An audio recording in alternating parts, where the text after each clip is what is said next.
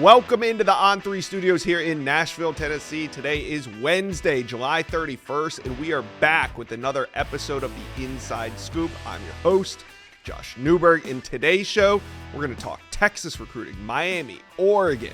We got a lot to cover, but first, you guys hit subscribe to the best recruiting channel on all of YouTube, the On3 Recruits channel. Go ahead, hit subscribe for me, please. All right, let's start. Now, I want to start with a big flip that went down last night. Jaden Perlotte, the number 21 ranked linebacker in the country. He had been committed to Georgia for over a year, and last night he flipped to USC. Now, the experts had been predicting this flip for weeks, but it wasn't to USC. That was until things changed last week. Tennessee is the program that everybody thought Jaden Perlotte was going to flip to. He was trending that way on the recruiting prediction machine, but in the end, it's USC that pulls a move at the end of the recruiting cycle, the summer recruiting cycle, that ends up landing Perlotte. See, what happened was the last weekend in July was open from the dead period. It was allowed for visits, and everybody thought, well, Tennessee thought that Perlotte was coming to Knoxville. But in the end, Perlotte ends up making a trip out to LA. He goes to USC and is now a Trojan. So after the weekend, USC comes out, now sitting at number 18 in the On3 industry rankings. We'll see if they can make a move from here. Let's take a look right now, though, at the current top 10 team rankings as we head into the weekend. Buckeyes sitting at number 1, Alabama 2, LSU, Georgia, Oregon. They round out the top 5. That top 5 has been probably the same top 5 for the last 3 or 4 months. Every team in there has had their shot at number 1, but right now it's Ohio State. We'll see what happens moving forward. And then you got Auburn, Clemson, Tennessee, FSU, Texas A&M rounding out the top 10. Not much movement today or this week, but we should see some movement this weekend because we got some big decisions that are going down. So let's take a look. We got 4 big ones, upcoming decisions. Here they are. Interior offensive lineman Juan Gaston. He's going to kick things off this weekend on Friday, August 2nd. He's 6'7", 350 pounds. Did you hear me? He goes 6'7", 350s from Buford, Georgia, and it's going to come down to UGA, Tennessee, Oregon. I think those are the 3 most likely. I think he stays in SEC country. I think he's a dog. All right. Then on Saturday, right here on the On3 Recruits channel, which is why you need to be subscribed, we got 5-star safety Trey McNutt. He's going to make his decision. Yes, he was supposed to do it 3 weeks ago, but then CrowdStrike. They run a simple update on their operating system Friday morning. The whole world comes to a screeching halt, including all flights, and McNutt's family was planning on flying into Ohio that day. So his decision gets put on hold. It goes 3 weeks back, so it's going to be this Saturday, August 3rd. Now, he was able to make some last-minute visits because of the delay. He went to Oregon and Texas A&M over the weekend. Those are the 2 teams that are in it for him. The Ducks were trending 3 weeks ago when he was supposed to make his decision. I still like where the Ducks stand heading into his new decision date, which is August 3rd. All right. We also have edge Jared Smith. He's going to be making his decision right here on the On3 Recruits channel as well on August 3rd. He took 6 official visits. He went to Georgia, South Carolina, USC, FSU, Tennessee, Ole Miss, 6 official visits. And I think he's going to go to a school that he did not take an official visit to, and that's Auburn. Auburn Tigers, they are the team that's trending. Now, Jared Smith's from the state of Alabama, so he didn't need to take an official visit there yet. I think he will at some point. He'll definitely take an official visit in the fall if he commits to Auburn. So this Saturday, August 3rd, Jared Smith, one of the top available edge targets. He's going to be making his decision. I like Auburn. Then another big one. This one goes to the class of 2026. Now, we don't talk a whole lot of 2026 recruits unless it's one of the best. And on Saturday, August 3rd, quarterback Faison Brandon, On3's number 1 ranked quarterback in the 2026 class from Greensboro, North Carolina, is going to be making his decision in this summer. 4 teams have emerged as favorites. You got Bama, LSU, North Carolina State, and Tennessee. And it looks like the Vols are going to stack another number 1 quarterback on top of their already loaded quarterback room. Faison Brandon trending to Tennessee. That's going to be a big one. All those go down on Friday and Saturday. There's supposed to be another big commitment. Pensacola safety Ladarian Clarity was expected to commit with us on August 3rd. I spoke to him yesterday morning. I asked him, I said, do you know where you're going? He's like, I kind of do. I don't know right now, but I'll be fine by Saturday. He texted me 2 hours later. Hey, Josh, can I push that commitment date back? I said, yeah, absolutely. No rush. Whenever you're ready to decide, we'll be here. And that's just kind of how it goes right now. There's a lot of guys coming off the board, but there's also a lot of indecision. So let me know, where do you guys think this weekend's commitments are going to land? I mean, we got some big ones. Juan Gaston, Trey McNutt, Jared Smith, Faison Brandon. Let me know. Comment section below. Where do you think these top recruits are going to end up? All right. So, like I said, big show today. We're going to talk Miami, Texas, Oregon. Let's get to it.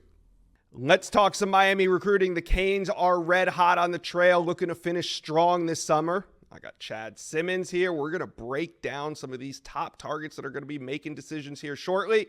But before we get into it, guys, do me a favor. Hit subscribe to the On3 Recruits channel. We love talking Miami recruiting, and we do it all offseason long. So go ahead, jump on board and hit subscribe for me, please. All right, let's bring on Director of Recruiting, Chad Simmons. Chad, let's talk Jamie French, because Jamie French is going to make a decision at the end of August, and he decided, hey, before summer ends, I want to take 2 more visits. I'm going to go see LSU and Miami. So we've been calling Miami all summer the dark horse of this recruitment. Is it time for us to put that to the side and call them a front runner in the recruitment of Jamie French?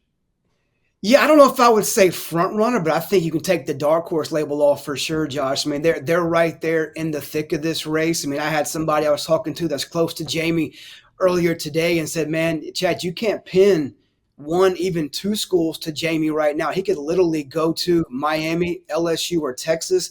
None would be a surprise. They think he will take this until August 30th, his mom's birthday, when he'll announce that decision. But I think Miami, without a doubt, has come on strong, getting the official visit, getting him back on campus the last couple of days of this July recruiting period. And unless something happens in the final 24 hours of this month, that they'll get the final visit before he makes that decision. So I think Miami, with Mario Cristobal, Kevin Beard, who he loves the staff down there, his teammate, close friend, Hilton Stubbs, committed to Miami earlier this summer. So he's always told me too, man, he would love to stay home if he feels that's the best decision for him. So Miami cannot be called that quote unquote dark horse any longer.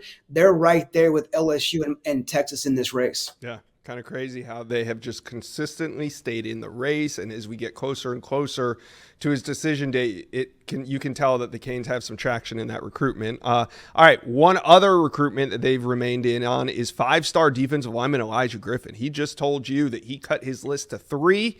It's USC, Miami, and Georgia. Where do you feel the Canes stand in this recruitment? And Elijah Griffin has not set a decision date, but Chad, is the feeling that he could do it this summer?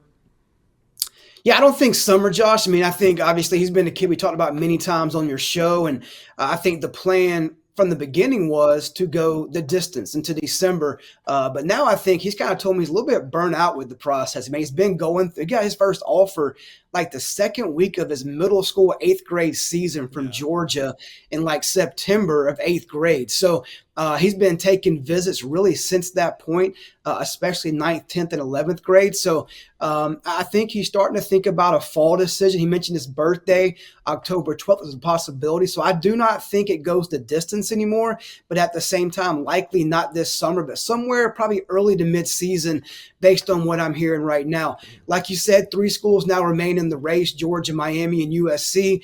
Took visits to all 3 schools in June, took the OVs to Miami and USC. Unofficial visit to Georgia in between those 2.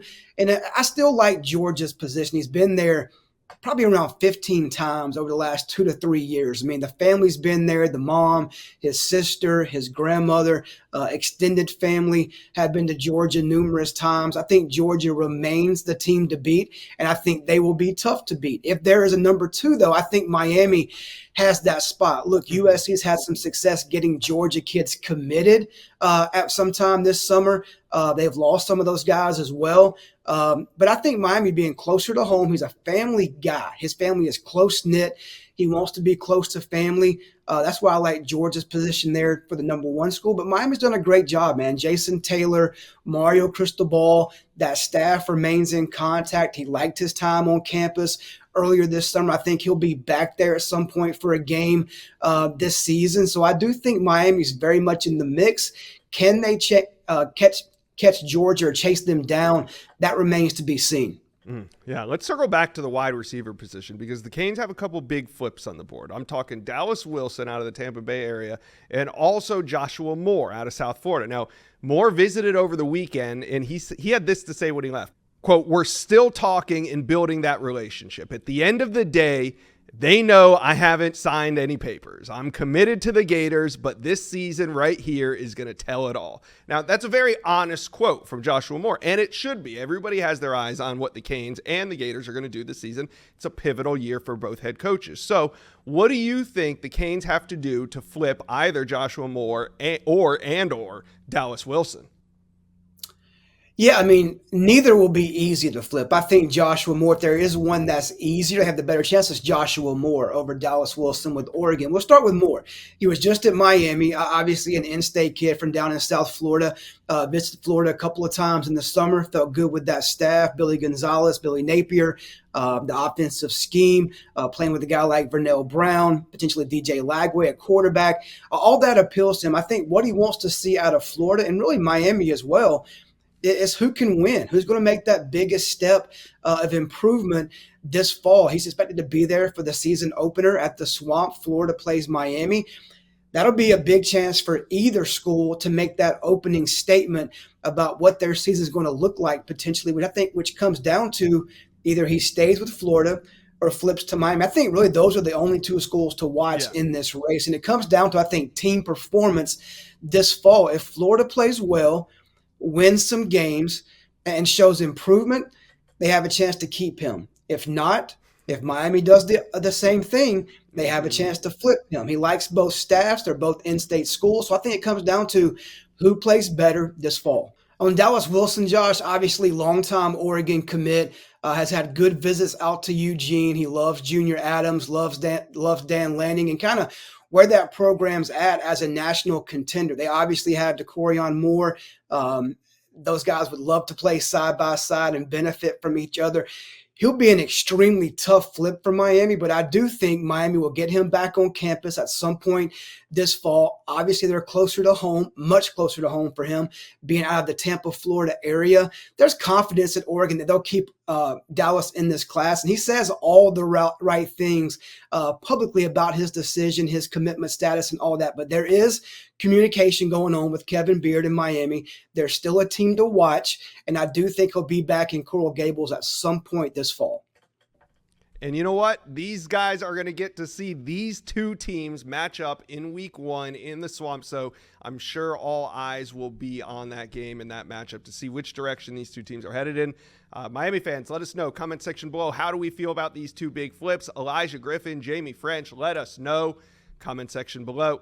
How many 5 stars will Texas land in the month of August? The Longhorns are currently sitting at number 15 overall in the On3 industry rankings, but if August goes the right way, the Horns could find themselves inside the top 5. Well, we got to see how this goes, and that's why I got Justin Wells on this video from Inside Texas. We're going to break down the 5-star commitments happening this month, see which ones could go in Texas's favor. But before we get going, guys, hit subscribe to the On3 Recruit channel, the best recruiting channel on all of YouTube. We need Texas fans to jump on board. Go ahead and hit subscribe for me, please.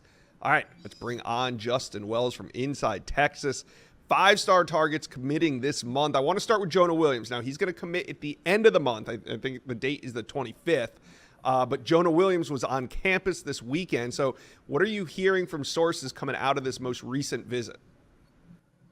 Yeah, with Jonah Williams, even as long as a week ago, I think Texas coaches really didn't know what their footing was with Jonah. He's kind of keeping everybody on their toes for the most part, but he absolutely loved his trip on Thursday. His parents reached out to the staff last week and said, hey, they'd like to come see him again. And like he told our Steve Wilfong, Texas has kind of been a sleeper to him. If anybody knows his history, his brother, Nick Williams, actually lives there, was once committed to Texas before he was drafted by the Texas Rangers in the second round of the MLB draft. And so, he's making his rounds because he's ready to lock in and make a decision. Yeah. Josh, that's his big thing right now. He wanted to see Texas one more time because he didn't take an official visit there in June like he did with the other schools. But at each point, it felt like Oklahoma, USC, LSU, Oregon, and Texas A&M have had some sort of lead in this recruitment. And the one school that I never think really has is Texas.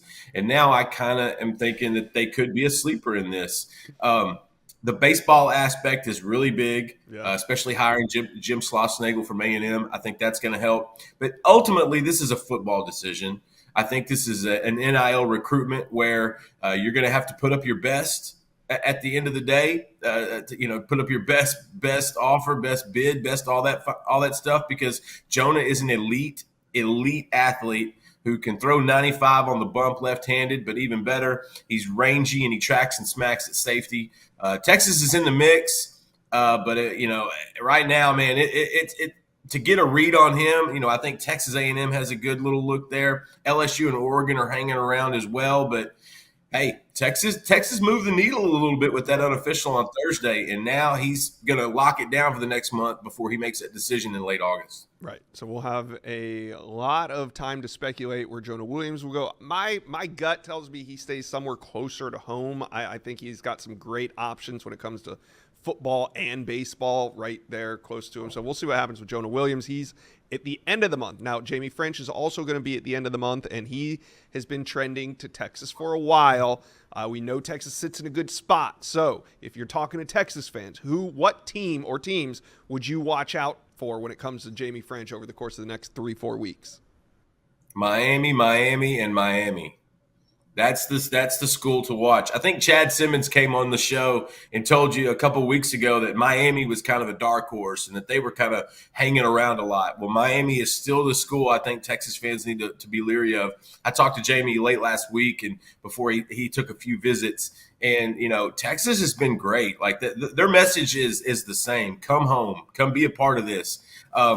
But Miami's the main school that's putting on the press right now. Listen, At some points, LSU, Ohio State, a lot of those different guys were in the mix. But I think it's going to come down to the Longhorns and the Hurricanes. The in-state Miami school, listen, they are coming at Jamie big time. But I really do feel like Texas has laid a strong enough foundation to where they're still going to be the leader going into his decision coming in the next few weeks. He's a big one. He is a big one. LSU is still trying. Ohio State is still trying. But if I'm a Texas fan, watch out for the U. All right. Now, Khalil Lockett, who'd be the first 5-star wide receiver off the board, he's going to make his decision August 7th. So from Saxe, Texas, Khalil Lockett is down to a couple schools. Texas is right there in the thick of it. What do you think for his decision? Is we're just over a week out? Yeah, right now, the thing with Khalil is he's keeping it pretty close to the vest as well. I think he's been ready for this decision for months. I think after the June official visits, he knew where he was going to go. He just wanted to make sure. Him and his family have been very thorough in this process. Like I said, I love talking about Khalil because he went from no stars to 4 stars to 5 stars, from no offers to almost 40 offers. You love to watch his climb because he has progressively gotten better every season at Saxe. I really like where Texas stands here, especially with DeCorian Moore headed to Oregon. I don't know if that would have been a holdup for Texas and Lockett, but I definitely think it clears the runway. For him and Jamie to come in as a 1A, 1B type kind of like duo. They talk to each other a lot. Chris Jackson talks to those guys with KJ Lacey a lot. And so right now I love where Texas and Lockett are standing. All right. I like where your confidence lies, and I'm sure Texas fans do as well. Now, how about Michael Terry III, the number 1 athlete in America? Just came off of taking a couple trips. Actually, he's still on a couple visits right now as we speak on Monday morning. So Michael Terry III going to make his decision at the end of August. Where do you think Texas sits right now? If I felt like if Texas would have pushed the right way in January, this recruitment would be over. But it felt like they kind of drug it out a little bit. I know Terry was adamant about wanting to play on one side of the ball, the offensive side. Fast forward to June, they bring him in on official, and they basically lay it out. Look, they want him. They've got to have him. They want him as an athlete, potentially tied in H-back, maybe some receiver role. And if that doesn't work, maybe moving over to the defensive side. Either way, A.J. Milwee and Sark really laid the foundation for this recruitment. But this is going to go down to relationships, Josh, because this kid was offered in 8th grade by the two top schools he's talking to right now. When Will Stein was the offensive coordinator at UTSA, he offered Terry. He's the OC at Oregon now. Tashard Choice at Georgia Tech, he's the running back coach at Texas now. Both those guys built a really good bond with Terry and his family. If he decides to stay close to home, it's going to be Texas. But Oregon, they've got his attention. Mm-hmm. You know, in this cycle, the Ducks have found a way to maneuver themselves into a handful of these Texas recruitments. And like I said, Will Stein's had this relationship for a long time. I think it's 50-50 Texas-Oregon right now. I think it's an even-up battle. If he decides to stay home, it'll be the Horns. And I think you could probably give them the edge. But Oregon got that last trip, and you got to be leery of that. And let's not sleep on Nebraska. He's going to be there today, I believe, and tomorrow. Yep. Hey, they've got a shot at it as well. But ultimately, I think this is going to be a Texas-Oregon battle. We'll see how this goes at the end of August. Yeah, and Nebraska making a big play for David Sanders down the stretch. Maybe Michael Terry as well. So, like you said, don't sleep on Nebraska there either. Now, we're talking about 5 stars that are all making their decision in August. All of them are very important, but maybe the most important of them all is going to be offensive tackle Michael Fasusi. He's going to make his decision in about 2 weeks. It's going to be August 17th, and that is a big one. How do you think Texas fares in this one as we're just over 2 weeks out? Woo! This is the big one, Josh. This is not just for Texas fans, but for the Texas staff. Mm-hmm. You know, Sark knows how important this guy is, and Kyle Flood and those guys. Listen, Michael Fasusi is number one for a reason. Franchise left tackle, 6'4.5", 295 pounds of absolute beautiful franchise left tackle. Oklahoma's feeling really confident right now. Bill Bedenbaugh has probably built the best relationship with him staff-wise when it comes to coaches. And Fasusi will tell you that. There's a handful of other schools that I think are still kind of in and out of it, but this, to me, is a Texas OU battle. I think A&M is out of it now. This is going to be a Red River shootout. Listen, Kyle Flood has got essentially 3 weeks, 2.5 weeks, 3 weeks to continue to sell what they've been pushing as him being the number one on the big board, as him being the leader in that O-line room, and him being able to follow some big-time offensive tackles. 2 years ago, it was Trevor Gooseby, who's going to wind up being an NFL draft pick. Last year, it was Brandon Baker, the 5-star out of Mater Dei, who's going to wind up being a draft pick. And so I think it might come down to how he gets on the field faster. Right. And if that's the case, I feel like Oklahoma would have the advantage. He would get earlier playing time in Oklahoma. If you look at their line and the Texas line, it's pretty different from a depth standpoint. But Fasusi understands, hey, he could come in and if he can compete with Gooseby and Baker, he could play right away. And so just like Kelvin Banks coming in and starting as a freshman, they've told him that he could be something in a similar role. Whatever it is, it's a Texas OU battle. I think Fasusi goes back and forth a little bit every few days because I think he could envision himself playing at either school. Mm-hmm. Texas has done a great job. Oklahoma's done a great job. Man, Josh, this is going to be one that viewers are just going to have to continue to click on the YouTube channel and watch these shows because I think it's moving. There's moving parts here at all times. I like where Texas is at. I think I like where Oklahoma's at a little bit more. Let's keep it posted for the next 2 or 3 weeks. Yeah. Visits are now completely done. Well, they will be on Tuesday, and then that's when the recruiting really begins. So there will be a couple more twists and turns to the Michael Fasusi saga as we kind of get closer to his commitment. Now, the 5-star targets, we had 5 of them that are all going to be making their decision in August, and I'm looking at it here. And just to recap how I think that you read it, Jonah Williams, I think that you had some confidence that Texas will land Jonah Williams. Jamie French, I think you had a lot of confidence. Cleek Lockett, I think you had a lot of confidence. Michael Terry, I think you have a good bit of confidence. And Michael Fasusi, kind of a toss-up right now. So do you think it's more likely Texas lands 2 5-stars in August or 4 5-stars in August? Could you ask me 3? No. Can I split the difference?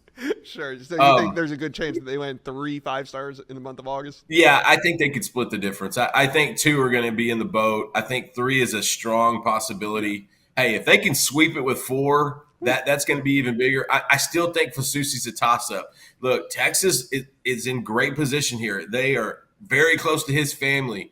But I'm just telling you, Oklahoma is selling that early playing time, and Beaton Ball's done a great job. But I'd say 3, maybe 4. Maybe 4. I mean, 3 5-stars in the month of August would certainly put Texas maybe inside the top 5, but maybe right outside the top 5. Either way, they probably jump about 10 spots if they land 3 5-stars. So it's going to be an exciting month. Texas fans, talk to us. Comment section below. How many 5-stars will Texas land in the month of August? Do you think it's 1? Do you think it's 5? Is it somewhere in the middle? Let us know.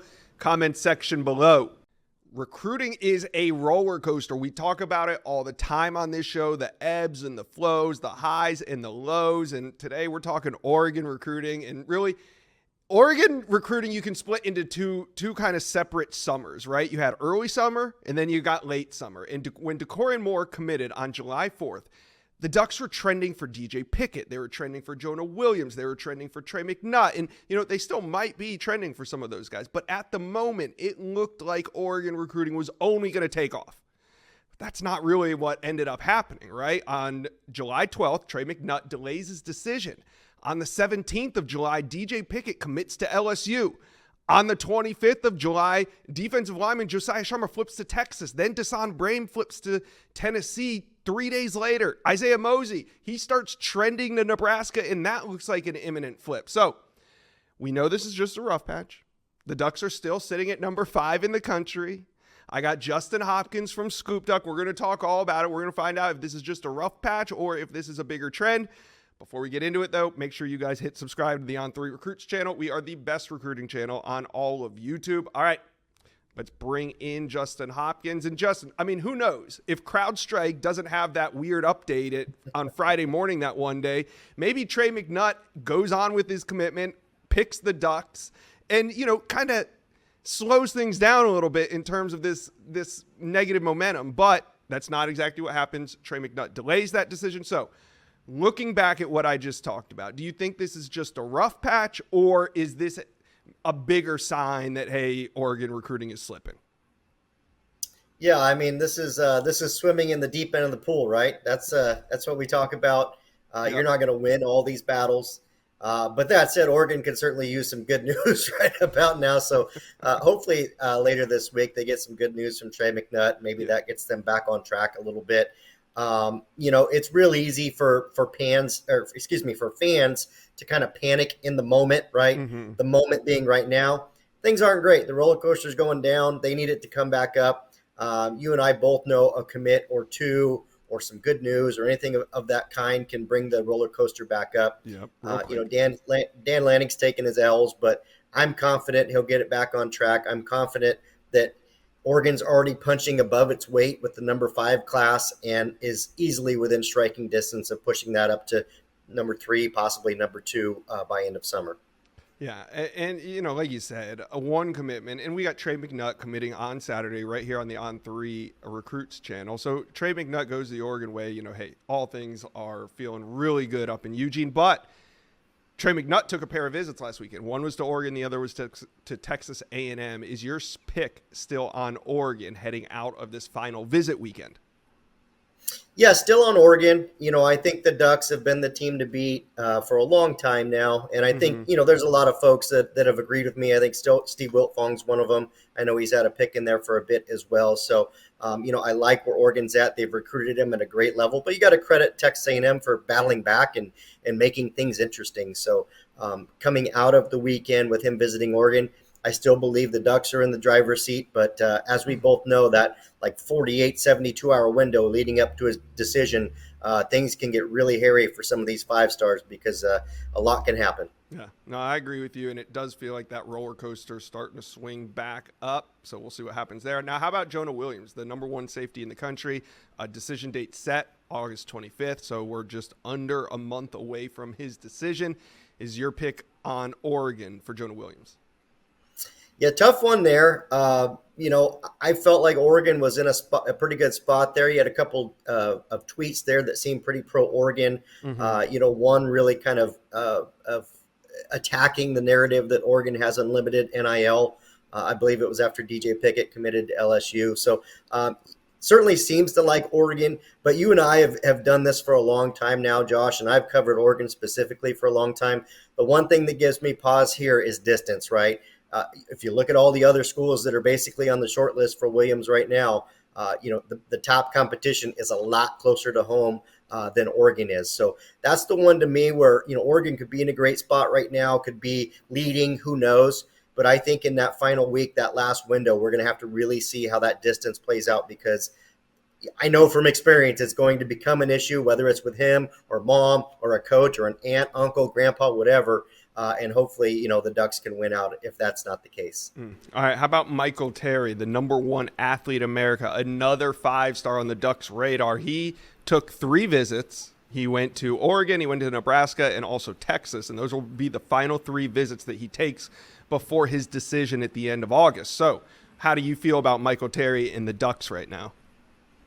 Yeah, really tough one to read, right? I think you could make an argument for all 3 of those schools and make a convincing argument there that they're the pick. For Oregon, I think the decision for Desan Brame to flip to Tennessee really magnifies this one. And of course, we know Michael Terry's not specifically a tight end, but he could fill in that role, or at least, ease that role a little bit. And so I think that moves him. He was already a top priority for Oregon, but it makes it even more important because the Ducks need tight ends in this class, or somebody like Terry that could help fill that role a little bit. So again, will distance become a factor because both those schools are a lot closer than Oregon. So that to me, again, is one where we kind of see, when a decision comes from him and it gets into those final hours, will that be a factor? I realize I'm not making a pick. I think Oregon's had a lot of steam there for a couple weeks or a few weeks, but credit Texas for battling back, and I think people are sleeping on Nebraska a little bit too. They've been in this one for sure. All right. Well, it sounds like the Ducks are going to get back on track. We know there's ebbs and flows, so talk to us, Oregon fans. Comment section below. How do we feel about Trey McNutt? That'll get you guys back on track. Also, who is the most important 5-star outside of McNutt on the board right now? Is it Jonah Williams? Is it Michael Terry? Is it, I don't know how many. Well, there's a bunch that they're involved on. All right. Let us know. Comment section below. Justin Hopkins with Scoop Duck. It's been a busy week. Thank you for dropping by the Inside Scoop. Thanks, Josh. Well, you've made it to the end of today's video, but there's hundreds more videos on the On3 Recruits channel for you to check out. And also, while you're here, hit subscribe.